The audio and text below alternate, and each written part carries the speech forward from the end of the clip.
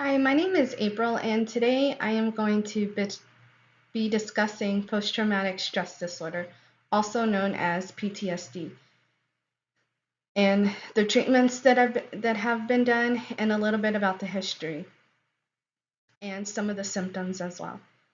Post-traumatic stress disorder is something that can develop when somebody has experienced a traumatic event in their life, or if they've seen something traumatic that just stays with them and they can't get rid of it.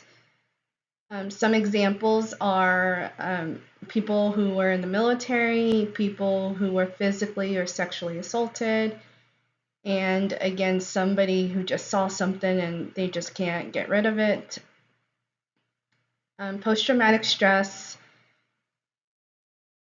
disorder, according to the National Library of Medicine, came about in 1980 by the American Psychiatric Association. Today's case study that I'm going to be discussing is of somebody who is in the military, who served, and who now has PTSD because of it.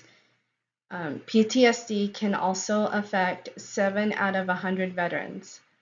And again, anyone can, and at any age, can get PTSD. Some of the symptoms that come because of PTSD can be multiple of things. It can be social isolation, irritability, hostility, insomnia, nightmares, fear. They can develop severe anxiety. Also, another big one is guilt and just flashbacks of the traumatic event that happened in their life.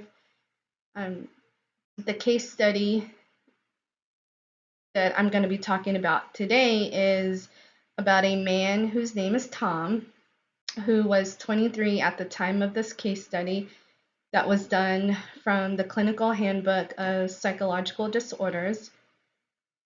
Tom experienced many amounts of traumatic incidents while he was deployed in Iraq.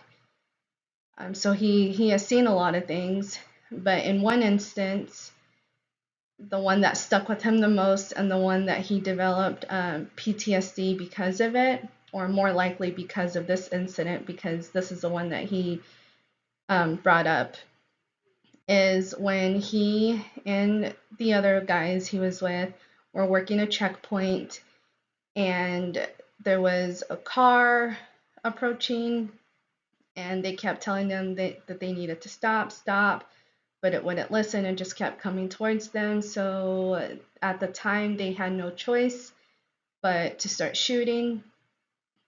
And after a few shoots, the man who was driving came out of the car and had his hands up and was crying. And so they came forward and noticed that there was 2 other people in the car as well, which assumes to be the man's wife and child, who happened to have been shot. So they were dead. They had died. The mom, assuming it was the mom, she was also pregnant. So he had to take that back with him, and that's when he was starting to experience hypervigilance symptoms, which kept him from doing his job correctly. So while he was still in the military, active duty, he had to get treatment. They sent him to get treatment, and he started his treatment off with CPT therapy, which is known as the cognitive process therapy. He went through an intense 12-step process to help the understanding that what happened was not his fault. But at the end of the treatment, he began to understand that at the moment in time, he had to do what he had to do. Like, he had no other choice but to shoot down whoever was coming towards them. According to the American Psychological Association, CPT helps through their thoughts and emotions. So it's a very detailed process that the therapist helps them.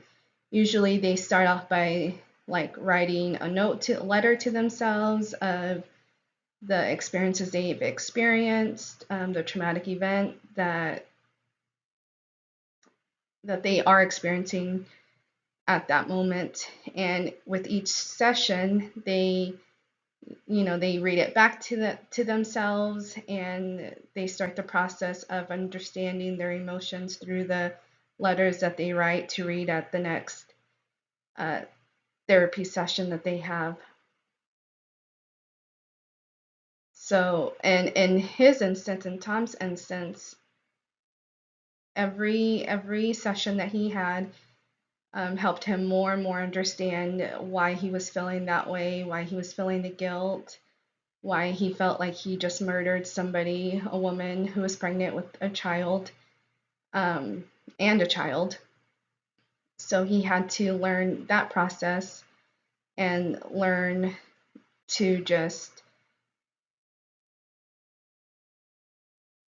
take that experience and work through that through this therapy of CPT, um, again, which is cognitive process therapy. But at the end, he finally understood that what happened was not his fault, and that in that time in Iraq that they just had to, it was their job. So at the end, he realized that it was okay to feel that way, but also that it was okay to like move on from that experience. So that's one treatment of somebody who has PTSD and how they can overcome it. So that was one way that they helped with his PTSD because he was still in active duty. But there's other ways, which would be psychotherapy, medications. A lot of people do medications. Again, the CPT. Some people start doing yoga, meditation to help keep them calm. Some, just get in the gym, they exercise, they start eating better.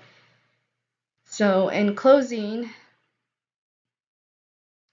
this PTSD is really near and dear to me just because I do have a husband who has experienced PTSD. And although his wasn't as intense as some of the other ones, I think it needs to always, be in somebody's thoughts that they also, veterans also need help, and it needs to be taken seriously. Um, so yes, that's some of the symptoms, treatments, and a case study of PTSD.